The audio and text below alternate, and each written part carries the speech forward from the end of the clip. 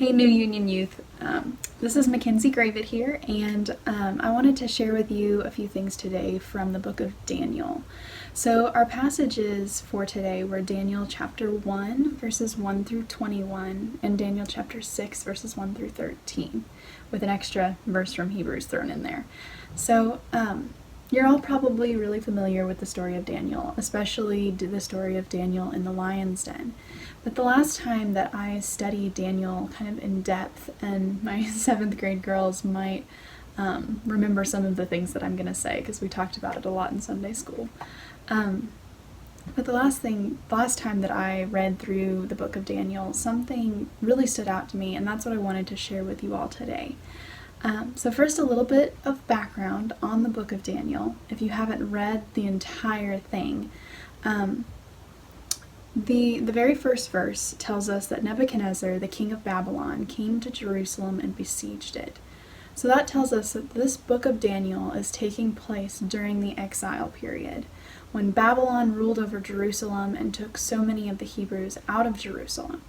They brought some young people to the city of Babylon, especially young people that were of the noble or royal family, and it says in verse 4 that they brought them to teach them the literature and the language of the Chaldeans. So basically they were going to teach these young people how to be good Babylonians. And so Daniel was one of the young men that was taken, along with his three others. Shadrach, Meshach, and Abednego are how we usually remember them, by their Babylonian names. So we're going to take a look at this first passage, this very first story, our first introduction to Daniel in the Bible. And we see pretty quickly we have our first problem. The Babylonians want to feed Daniel and his friends the same food and wine that's being served at the king's table, but Daniel wants nothing to do with it. And why? It's probably really good food. But verse 8 tells us that Daniel resolved that he would not defile himself with the king's food or with the wine that he drank. So you can't spend very much time in the Bible without coming to see that the Jews had really specific laws about food, things about what they could and what they couldn't eat. They also had laws about the kind of people that they could eat with. And so the king's food was probably what the Jews would have called unclean. It may have been some kind of pork or a bird of prey or something like that. So here Daniel is in a strange country, far away from his family, from his temple, from his place of worship, from his way of worshiping, and he probably felt pretty far away from God. And that's understandable. Some of you might even be feeling the same way right now. But even though Daniel and his friends were being educated and they were being treated relatively well, they were still technically prisoners of war. And who could have blamed them for eating the food that they were offered? A really good meal might have been one comforting thing in the midst of all this devastation, as they had been taken away from their home and their families. However, whenever we look at verse 8, it tells us that Daniel resolved not to defile himself with the king's food.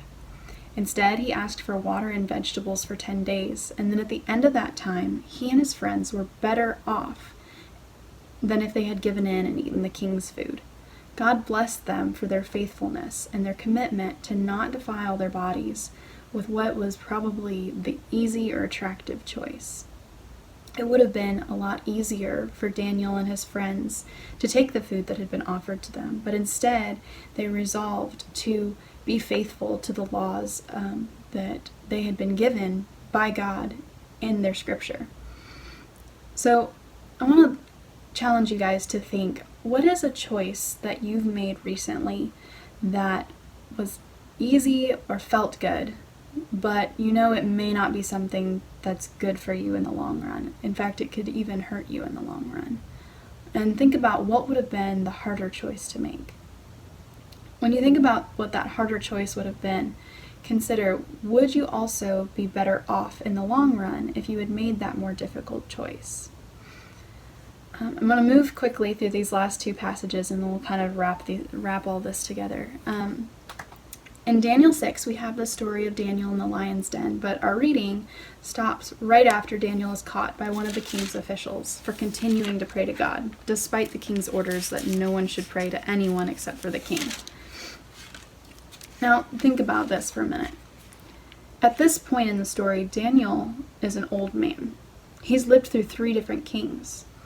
Daniel has remained faithful to God ever since his capture as a young man. Daniel knows that the time of exile is limited. It was prophesied that the Israelites' exile would last 70 years. And this entire time, ever since his capture until he's survived all the way through this 3rd king, Daniel has held on to the hope that God will restore Jerusalem to Israel once again. So even though he's been separated from his home and his people, over these years he's seen God working in his life. And those years of faithfulness, it's no surprise that Daniel's going to go on, keep praying no matter what. So taking a look at these 2 stories kind of at the beginning and then toward the middle, maybe even toward the end of Daniel's life, keeping that in mind, let's turn to Hebrews chapter 2 and read the first verse. The writer of Hebrew writes, "Therefore we must pay much closer attention to what we have heard, lest we drift away from it." So one of your questions asked you to think about what's the connection between this verse in Hebrews and Daniel. Well, Daniel had to hold on tightly to what he had been taught before he was captured and taken to Babylon. He had to hold tightly onto those things in order to stay faithful until the end of the exile. Relying on God gave him the strength to make the right choices about his behavior throughout that time of exile. So tonight, as you're reflecting on this passage, take some time to think about these examples from Daniel's life. What are some of the hard choices that you need to make during this time of physical separation from your Christian family and the accountability that they bring to your life? Hold on tightly to those things that you've been taught. And remember that just because your pastors and your leaders aren't with you physically, God is still with you, and he calls us to be faithful even in these difficult times. And also let Daniel's hope encourage you. Daniel knew that the exile wasn't going to last forever. The Jews would eventually be allowed to return to Jerusalem. And one of these days, we will be back together again too.